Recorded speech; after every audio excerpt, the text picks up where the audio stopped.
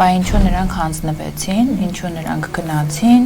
պատերազմների միջով անցած մարդիկ էին, անգամ ինչ-որ շատ կտրուկ գործողությունների կոչեր են դիմում, թող ինքնասպանելներին չգնային։ Ես ուզում եմ մեկընդմիշտ այդ պատասխանը մեկ անգամ եւս հնչեցնել, որտեղ բազմիցս է հնչել, այդ մարդիկ գնացին հասկանալով, որ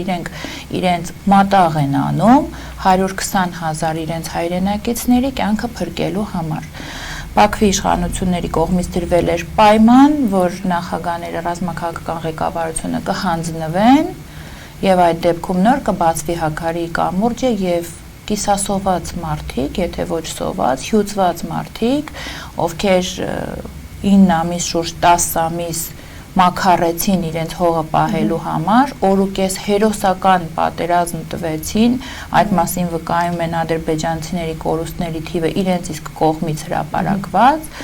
մարդիկ, ովքեր ենթարկվեցին ցեղասպանական գործողությունների, որտեղ գիտենք Մարտակերտի գյուղերում ինչ խայտառակություններ են կատարվել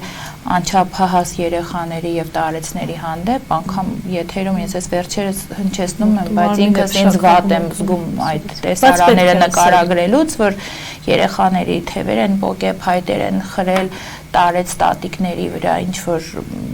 չգիտեմ, չեմ ուզում խորանամ, բայց ես ուզում եմ, որ մեր քաղաքացիները իմանան, որ այդ 8 հոգին գնացին, որպեսզի 120,000 հոգին դուրս գան։ Դա փրկագինն էր, եւ իրենք շատ լավ գիտեին ուր են գնում։ Իրենք գնացին մտքում ունենալով, որ չեն վերադառնալու։